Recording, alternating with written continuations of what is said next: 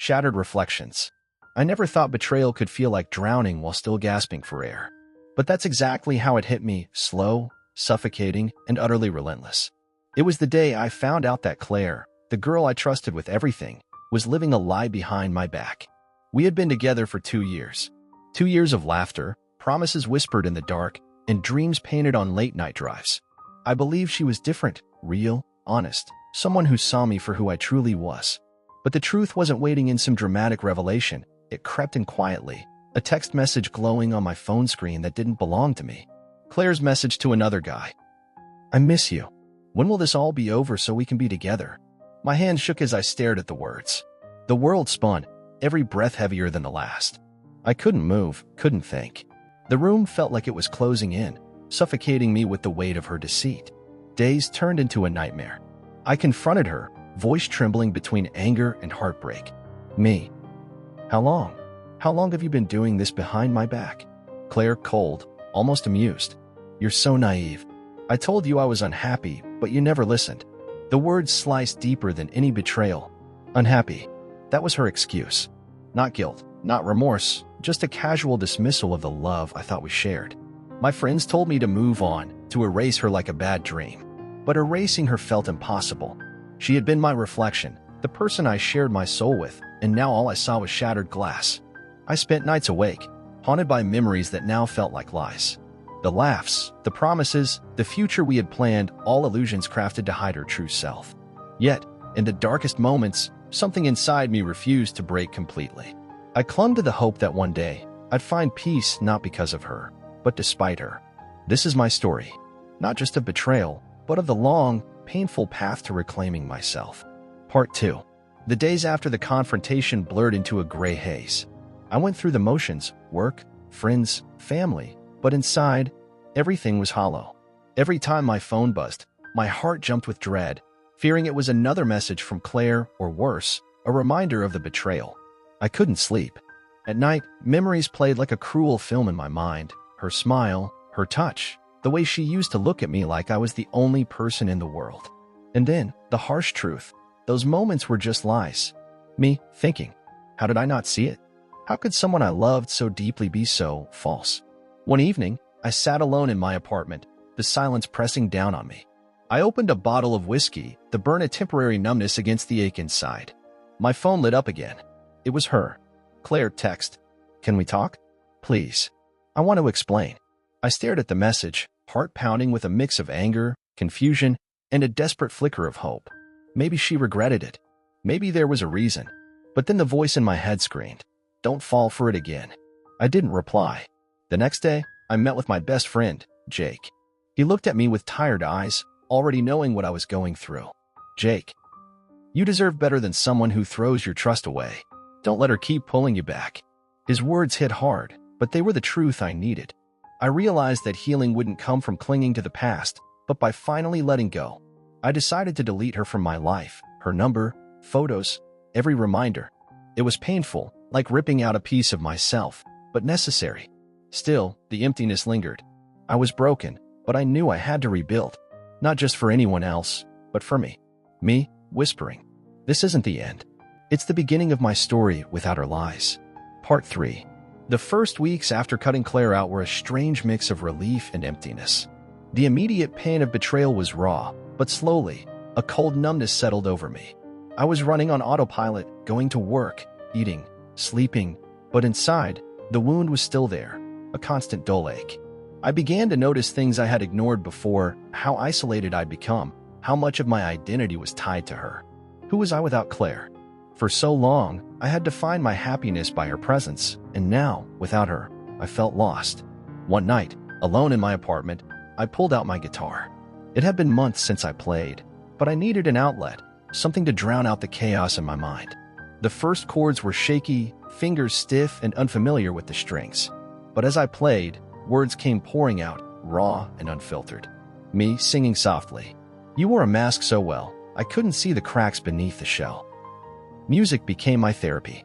Every note a release, every lyric a piece of my shattered heart being put back together. I started writing again, not just songs, but journal entries. I poured my thoughts onto paper, confronting my pain head-on instead of hiding from it. Journal entry. The betrayal cuts deep, but so does the strength to forgive not her, but myself for trusting too much, for loving blindly. Healing won't erase the past, but it can teach me to stand again. Friends noticed the change. Jake called me more often, pushing me to get out, to live again. One evening, Jake dragged me to a local open mic. I was hesitant, but when my turn came, I stepped onto the stage, guitar in hand, heart pounding. Me to the audience. This song is about losing someone you thought you knew, and finding yourself when all you have is broken pieces. The first notes filled the room, my voice trembling but growing stronger with each verse. When I finished, the applause wasn't just for the song, it was for the courage it took to face my pain in front of strangers. That night, for the first time in months, I felt something I hadn't dared hope for, hope itself. Part 4. The days after that open mic felt different.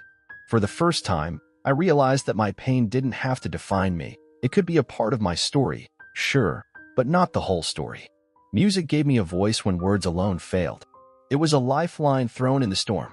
Sarah, a fellow musician I met at one of the open mics, became a quiet presence in my life. She understood the weight of loss without pressing too hard. We started jamming together, two broken souls trying to make sense of the noise inside us. Sarah, you're healing, even if you don't see it yet. Her words stuck with me. Healing wasn't linear. Some days I'd feel whole. Other days the past would crash in like a tidal wave. But at least now, I wasn't facing it alone. One afternoon, Sarah and I sat by the riverbank, guitars resting on our laps. The cold breeze carried away the heaviness, if only for a moment. Me. Sometimes I wonder if I'll ever trust someone again. If the fear will ever leave. Sarah softly. Trust is a risk. Yeah. But without it, we stop living. Her honesty was a mirror. I wanted to believe her, wanted to open my heart again. But part of me still clung to the safety of walls built from past wounds. One night, after a late rehearsal, she stayed over. Lying beside her, I felt the familiar pull of connection and the terrifying vulnerability it demanded. Me, thinking, can I let someone in without losing myself? The next morning, I confessed my fears. Me, I'm scared of being hurt again. Scared I'll never be enough. Sarah, reaching for my hand. You're more than enough. And you're not alone in this. Her touch was a balm on my cracked spirit, a fragile promise that maybe, just maybe, I could risk loving again. But the shadows of Claire's betrayal lingered, lurking in quiet moments. Could I ever truly move on? Or was I destined to be haunted by the ghost of what was lost? Part 5. The months that followed were a delicate dance between fear and hope, between retreat and reaching out. Sarah's presence was steady, a light that didn't demand perfection or guard my wounds, but simply held space for all of it. I realized healing wasn't about erasing the past, it was about accepting it. Every scar, every shattered piece was part of my story. I could choose to let it weigh me down or use it to build something stronger. One evening, after a small gig at a local bar, I sat backstage, heart pounding not from anxiety, but from something new, possibility. Sarah, joining me. You've come a long way. Me. I'm still afraid, but I'm not running anymore. We talked long into the night about dreams, fears, and the messy, beautiful journey of learning to trust again. Days later, I stood before an audience, guitar in hand, but this time, my song wasn't just about loss. It was about resilience, about finding light in the darkness. Me singing, broken pieces shine like glass, reflecting all I've come to pass. The applause was louder than before, but more than that, it was the sound of my own voice finally free, no longer shackled by betrayal, but empowered by survival. That night, as Sarah and I walked home under the city lights, I understood something profound. Me, thinking. Betrayal shattered me, but it didn't destroy me. It taught me who I am, not just the pain I carry, but the strength I've found. I looked at Sarah, her smile steady and real, and for the first time, I believed in the possibility of love, not perfect, but honest. Life after that night wasn't some fairy tale with instant happiness. Healing is messy, and trust isn't rebuilt overnight. But with Sarah, I began to see what real connection could be: imperfect, patient, and fiercely genuine. We faced challenges. Sometimes, the past would creep in unexpectedly, like a shadow at the edge of my thoughts. Old fears whispered doubts, moments when I questioned if I was worthy of love again. One evening, I found myself staring out the window, haunted by a sudden wave of insecurity. Me, to Sarah, what if I mess this up? What if my past keeps dragging me down? Sarah, taking my hand. We all have our scars, but those don't define us. What matters is what we choose to build on top of them. Her words were a lifeline. I realized that moving forward didn't mean forgetting Claire or the pain she caused.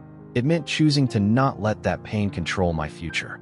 Together, we started dreaming again, small dreams at first, writing songs, exploring new places, opening up to new experiences. Every step was a victory against the ghosts of betrayal.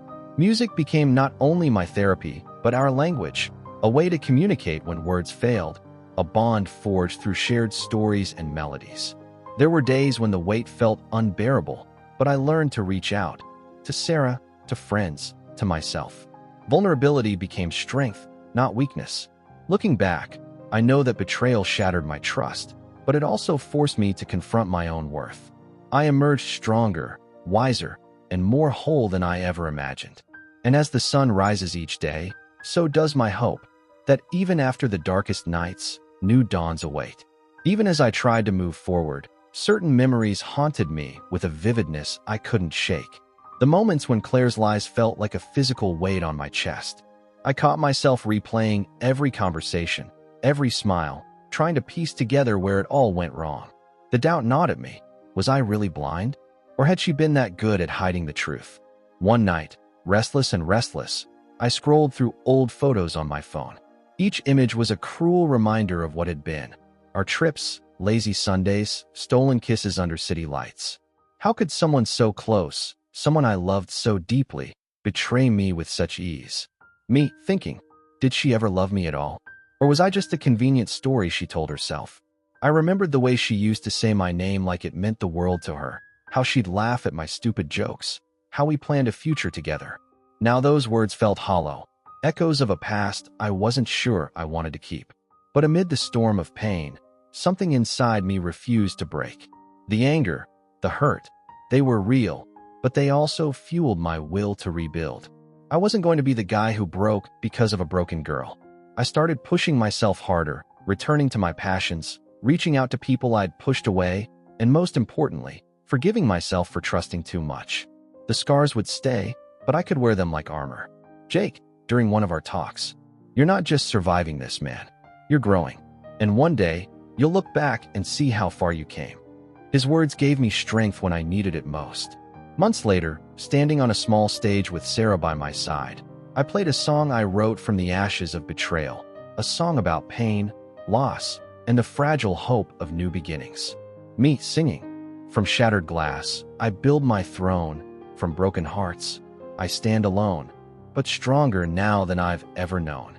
The applause wasn't just for the music. It was for the story of survival I carried in my voice. And for the first time in a long time, I believed that maybe, just maybe, my heart could heal. The past has a way of clawing back into the present when you least expect it. Just when I thought I was moving on, Claire's shadow crept back into my life. Not through a message or a chance meeting, but through whispers and rumors that reached my ears like poisoned arrows. At first, I tried to ignore it, focusing on my music, on Sarah, on rebuilding my life. But the pain of betrayal isn't something you can neatly file away. It festers in the cracks, ready to explode when the world reminds you of your worst wounds. One evening, Jake pulled me aside after practice, eyes dark with concern. Jake, man, have you heard what people are saying? That Claire's been bragging about what she did, twisting the story like it's some joke. The betrayal I thought I'd escaped was alive and mocking me. I felt the old rage flare up, raw and consuming. How could she turn my pain into her trophy? How could the girl I loved reduce me to a punchline? Me thinking, was I ever anything but a game to her? The next day, I confronted her.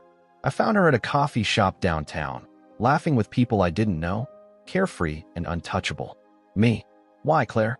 Why do this again? Why make my pain public? Claire, smirking, you think you mattered? You were just another chapter. I'm not sorry. Her words hit harder than the initial betrayal. It was one thing to lose her trust. It was another to be humiliated by her cruelty. I walked away, heart shattered again, but a new fire burning in me. Not for revenge, but for reclaiming my dignity. With Sarah's support, I channeled that fire into my music, writing songs that weren't just about heartbreak, but about rage, resilience, and rising above. Me, to Sarah. She wanted me broken, but I'm not her victim. I'm my own man now. Sarah. And you'll show the world exactly that. The road ahead was still uncertain, but for the first time, I wasn't afraid. I was ready to face whatever came next, knowing that the past could no longer hold me hostage. The fire that Claire ignited within me did more than burn. It cleared the debris of my old self, making way for something new. I wasn't just healing, I was transforming. Every heartbreak had been a brutal lesson, but also a step toward reclaiming my life. Sarah stayed by my side through the darkest nights and the brightest days. Our bond deepened beyond music and pain. It became a shared promise to face life's chaos together. One rainy afternoon, as we packed up our gear after a small show, I looked at her and realized how far I'd come. Me. I used to think betrayal was the end of everything. Now, I see it was just the beginning. Sarah's smiling. Beginnings are scary, but they're full of hope. Hope. That single word felt like the strongest anchor I'd ever had. I began writing again, not just songs, but a journal, a chronicle of my journey from brokenness to strength. Each entry was a confession and a celebration, a way to own my story rather than be haunted by it. Journal. I'm learning that the cracks in my heart let the light in. I'm not defined by what was taken, but by what I choose to build. We planned a small tour, sharing our music and our story with others who might be struggling. The response was humbling, messages from strangers who found comfort in my words, who saw their own pain reflected and softened. One night, after a concert, Sarah and I stood beneath the stars, the city's hum fading into the background. Me quietly. I never thought I'd find peace after Claire. But here I am, standing on the other side. Sarah. And you're stronger for it. We're stronger for it. The past would always be a part of me, but it no longer controlled me. I had been shattered, yes, but from those pieces, I was reborn.